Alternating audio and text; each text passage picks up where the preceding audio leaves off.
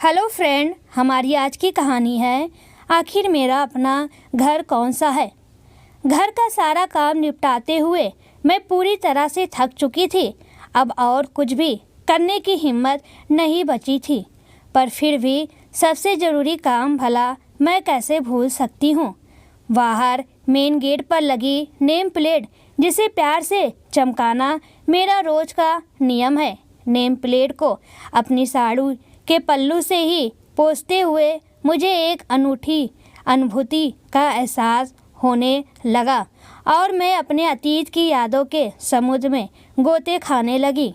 बात तब की है जब मैंने शादी से पहले इंटीरियर डेकोरेशन का कोर्स पूरा करने के बाद घर को अपने तरीके से सजाने की कोशिश की। मम्मी पापा ने यह कहकर मना कर दिया, बेटा तुम्हें जो कुछ भी करना है अब अपने घर जाकर करना।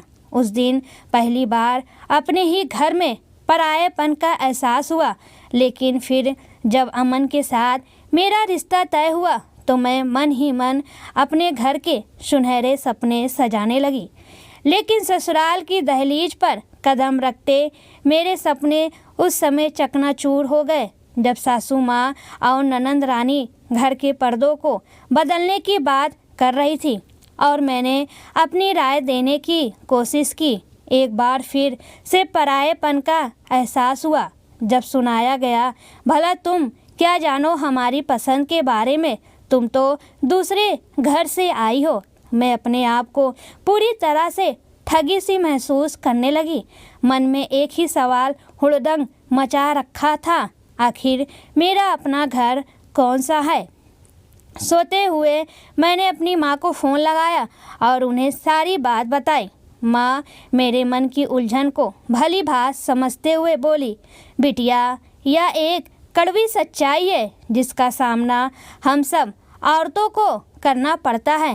कहने को तो औरत दो दो घरों की रानी है, परंतु सिर्फ घर को संवारने तक के लिए।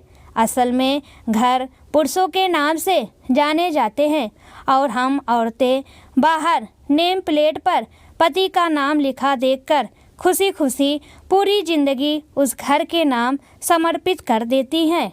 उस दिन माँ द्वारा कहे शब्दों की पीछे छुपी सच्चाई को स्वीकार करना इतना आसान नहीं था, लेकिन फिर मैं धीरे धीरे मन को बहलाते हुए आगे बढ़ने लगी। मेरे पति की प्रमोशन बड़े शहर में हुई थी तो मैंने भी ट्रांसफ़र ले लिया। अब हम किराए के एक छोटे से फ्लैट में अपनी गृहस्थी सजाने लगे। तभी एक दिन छुट्टी वाले दिन जब हम माँ पापा से मिलने आए तो आधी रात के समय पापा को दिल का दौरा पड़ गया। हम दोनों ने बिना एक पल गवाए उन्हें अस्पताल दाखिल करवाया, जहां ईश्वर की कृपा से उनकी जान तो बच गई, परंतु अमन को अब एक ही चिंता सताने लगी। माँ पापा का इस उम्र में यूं अकेले रहना ठीक नहीं। बस यही सोच आपसी सलाह मशवरा करके तय हुआ। माँ पापा अब अकेले ना रहकर हमारे साथ शहर में शिफ्ट हो जाएंगे, परंतु उस किराए के छोटे से 2 कमरों के फ्लैट में गुजारा करना इतना आसान नहीं था। माँ पापा को बहुत परेशानी होने लगी। अमन ने खुद का बड़ा घर लेने के बारे में सोचा, परंतु उसे खरीदने के लिए पैसे कम पड़ रहे थे। अब सभी की नज़रें मेरी सैलरी में से हर महीने बचाकर रखे पैसों पर थी। अमन ने मुझे पूरे हालात के बारे में बताते हुए कहा, अगर तुम अपने पैसे इस्तेमाल के लिए दे दोगी तो यह घर हमारा अपना हो सकता है। माँ पापा के साथ रहने से मुझे वैसे तो कोई परेशानी नहीं थी, परंतु आज जब नया घर खरीदने के लिए मुझसे मेरी बचत के पैसों की मांग की गई तो मन में आया, आखिर क्यों दूँ मैं बेगाने घर के लिए अपने पैसे। मैं अमन को पैसे देने से मना करने के बारे में सोचने लगी। फिर दूसरे ही पल माँ पापा की मुश्किलों का एहसास हुआ और समझ आया, इस उम्र में इनके आराम की जिम्मेवारी किसी और पर नहीं बल्कि हमारे ऊपर है। बस यही सोच मैंने बिना समय गवाए अपनी बचत के सारे पैसे अमन को दे दिए और घर खरीद लिया। गृह प्रवेश के दिन जब मैं तैयारियों में व्यस्त थी तो माँ पापा ने आवाज़ देकर मुझे बाहर आने को बोला। बाहर का नज़ारा देखकर आंखें खुली की खुली रह गई। बाहर नेम प्लेट पर अमन के साथ साथ मेरा नाम भी लिखा हुआ था। एक टक आंखों में आंसू लिए निहारते हुए मुझे बिल्कुल ध्यान न रहा कब मेहमान आने शुरू हो गए। बुआ सास ने गाड़ी से उतरते सबसे पहले माँ को नए घर के लिए बधाई दी। फिर जैसे ही उनकी नज़र नेम प्लेट पर पड़ी तो गुस्से में बोली, यह कौन सी उल्टी रीत चला रहे हो तुम लोग?